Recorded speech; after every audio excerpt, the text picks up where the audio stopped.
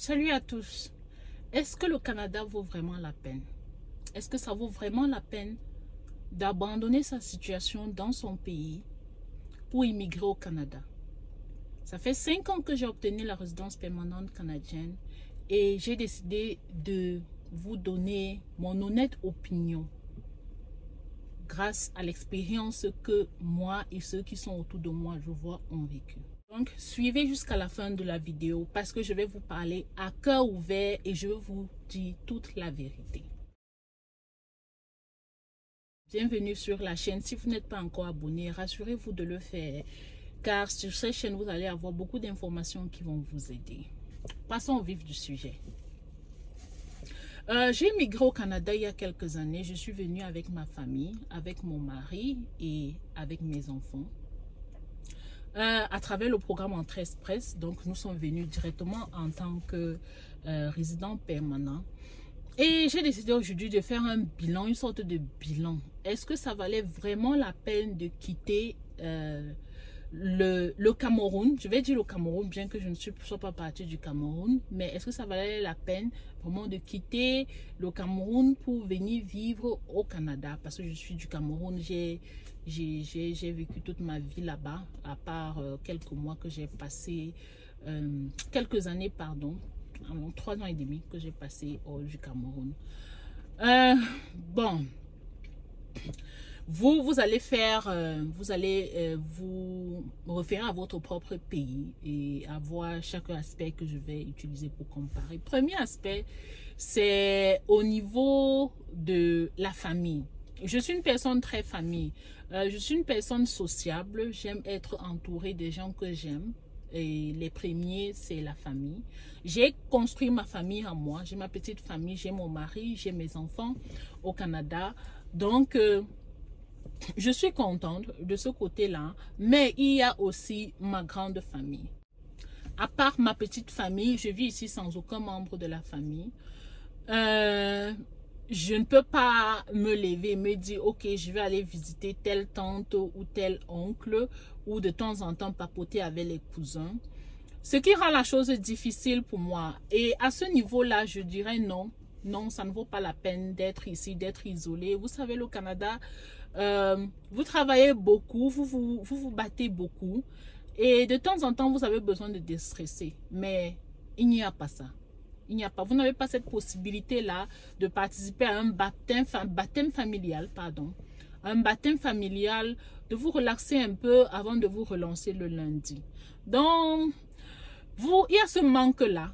Pour moi, en tout cas, ça dépendra de qui vous êtes, de comment vous voyez la chose, de quel lien vous avez avec votre famille. Pour moi, serait le Cameroun, pour moi, serait beaucoup mieux que le Canada parce que là-bas, j'aurais l'opportunité de passer du temps en famille, d'assister au mariage, d'assister au baptême, de rendre visite à la famille, d'avoir la famille qui vient me voir quand j'ai un bébé. J'ai accouché 3 enfants au Canada et je n'ai pas ça quand dans ton pays tu as un enfant, il y a la famille qui vient, vous devez tout faire toute seule et ce n'est pas évident, de jongler. J'ai eu la grâce d'avoir ma mère et ma belle-mère qui sont venues, qui ont passé un bout de temps pour m'aider, mais c'est pas pour toujours. Et en plus, cette chaleur où il y a beaucoup de monde qui sont là autour de toi, il n'y a pas ça. Et moi, ça me gêne. Bon, ça dépendra de vous. Ça dépendra de vous. Moi, à ce niveau-là, le Cameroun est beaucoup mieux que le Canada. Et non seulement ça, si je vais sur le plan culture, là, c'est le chez toi. Tu as vécu là toute ta vie. Tu es entouré des tiens. Quand tu sors, il y a la musique au bar du voisin, tu es chez toi, tu te sens chez toi. Ne vous trompez pas, quel que soit le temps que vous allez passer hors de chez vous, le Canada est un pays très accueillant, les gens sont gentils, mais vous aurez toujours ce feeling-là. Vous allez toujours avoir l'impression que vous n'êtes pas chez vous. Vous le ressentirez toujours. Donc, honnêtement, à ce niveau-là, moi, je trouve que côté culture, côté famille, c'est beaucoup mieux d'être chez soi, dans son propre pays. Maintenant, l'autre point, c'est le côté emploi, côté travail. Est-ce que je trouve que j'aurais été mieux au Cameroun qu'au Canada? Je vous dis là, point blanc dès le départ, non. Le Canada est nettement mieux. Parce que quand j'étais au Cameroun, j'ai fini mes études, j'ai eu un premier diplôme d'ingénieur qualité, un master professionnel. Et ensuite, j'ai décidé de continuer. J'ai eu un master recherche. Et je vous assure que j'ai déposé des demandes dans je ne sais pas combien d'entreprises. J'ai passé, je crois, 2 entretiens. L'un des entretiens, je suis arrivée, après avoir déposé ma demande en tant qu'ingénieur, on m'a dit, oh, en fait, c'est pour un truc d'agent commercial, on vous paye par pourcentage. Et l'autre dossier, je ne veux pas...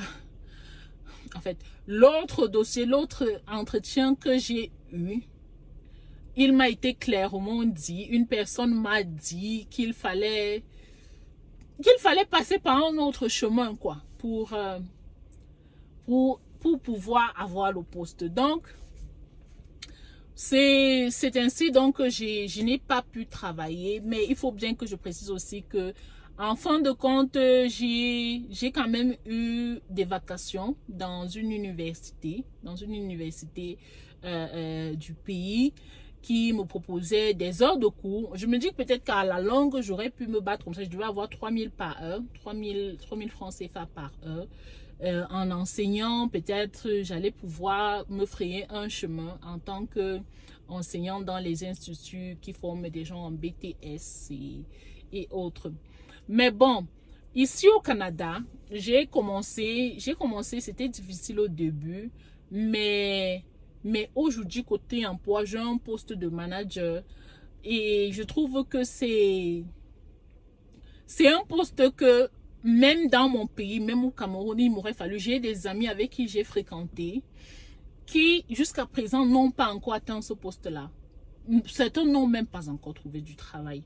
Donc, je trouve que côté emploi, côté finance, parce que l'emploi vient avec les finances, côté finance, la progression est beaucoup mieux au Canada. C'est meilleur au Canada. La progression est vraiment meilleure au Canada. Vous avez accès aux finances, mais il faut que je précise ceci. Vous avez accès au côté financier au Canada. Vous avez une façon, vous pouvez vivre, mais vous ne pouvez pas devenir riche facilement, plus facilement que celui qui est dans votre pays. Pourquoi? Parce que celui qui progresse au pays a moins de charges. Ici, c'est une société où il y a tellement de dettes.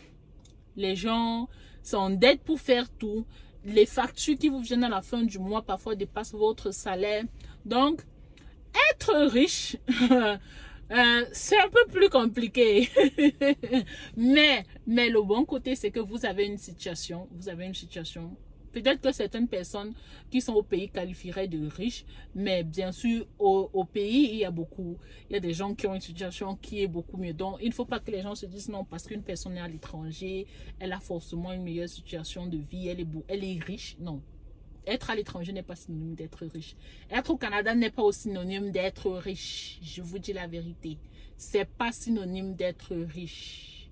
Non. Vous pouvez devenir riche au Canada, oui. Mais est-ce qu'il vous faudra travailler beaucoup plus dur que celui qui est riche, qui est en train d'être riche au pays? Oui. Oui. Ça, c'est mon opinion, c'est mon point de vue grâce à ce que j'ai vu, grâce à ce que j'ai vécu durant ces 5 dernières années dans ce pays. Est-ce que ça vaut donc la peine pour quelqu'un qui a une situation, qui a un travail dans son pays où il gagne environ 1 million de francs CFA? Non, n'allons pas jusqu'à 1 million parce que ça c'est vraiment des cas rares. Qui gagne environ 700 000 francs CFA, de laisser tout ça pour venir au Cameroun. Oh, pardon. Laisser tout cela pour venir au Canada. Je vais dire non. Je vais dire non, pourquoi? Parce que les dépenses que vous avez à faire quand vous êtes au Cameroun sont moindres. Les salaires ici, c'est vrai, c'est élevé. Mais les dépenses sont aussi élevées. Par exemple, le logement. Dans ma famille à moi, nous payons environ 1 500 000 francs. 1 500 000, je crois plus. Nous payons en fait plus uniquement pour le logement. Ça n'inclut pas la nourriture. Hein. Ça n'inclut pas la nourriture. Ça n'inclut pas les frais pour l'école des enfants, la crèche, les trucs de ce genre. Non. Donc, à la fin, vous vous rendez compte que vous n'économisez pas tant que ça. Et c'est justement pourquoi je dis que ce n'est pas si facile d'être riche au Canada. Alors que si vous avez un gros salaire au Cameroun, le coût de vie est moins coûteux. Ça peut vous permettre de faire des économies considérables qui peuvent vous lancer dans quelque chose. Maintenant, si vous avez un salaire de, je crois, 200 000, 300 000, est-ce que ça vaut la peine de laisser cela pour immigrer au Canada? Je dirais oui. Oui, ça vaut la peine. Ici, vous allez pouvoir vous faire plus. Si vous faites un montant pareil, et si vous faites, je dis 200, 300 000 et moins, et ceux qui sont en dessous en fait, hein, ça vaut la peine. Vous pouvez vous lancer, vous pouvez arriver ici et vous faire mieux. Et même ceux qui font les 700 000, ils peuvent arriver ici se faire mieux, on ne sait jamais. Ça dépend du processus qu'ils étudient et ce qu'ils arrivent ici font. Je veux juste dire que il ne faut pas qu'automatiquement les gens laissent de salaires bons dans leur pays pour immigrer au Canada parce qu'ils se disent que c'est forcément, ils vont se faire beaucoup plus ici. Oui, vous allez vous faire beaucoup plus, il n'y a aucun doute là-dessus. Mais oui, vous allez également dépenser beaucoup plus, ce qui va vous rendre la tâche difficile. Ce qui va vous rendre la tâche difficile pour investir. Donc, si vous n'avez pas, votre salaire n'est pas ce que vous pensez, si votre situation, si vous n'avez même pas de travail là, alors il n'y a même pas à réfléchir, hein. Lancez-vous, lancez-vous. Mais si vous avez déjà une situation, réfléchissez encore pour peser le pour et le contre et voyez si ça vaut vraiment la peine pour vous de vous lancer dans ce processus. Donc, merci de m'avoir suivi. C'est tout pour cette vidéo. C'était vraiment une vidéo discutons. Est-ce que ça vaut la peine? C'était une vidéo bilan. Donc, restez scotchés, suivez la chaîne, abonnez-vous, activez la cloche de notification. Nous avons souvent des offres d'emploi. Nous avons également des informations sur les processus d'immigration, de telle sorte que vous seul, vous pouvez même vous-même vous lancer et faire tout seul votre processus d'immigration au Canada. Donc, restez scotchés sur la chaîne, abonnez-vous, activez la cloche de notification parce que nous allons revenir avec encore plus d'informations sur cette chaîne. Donc, bisous à vous, bye.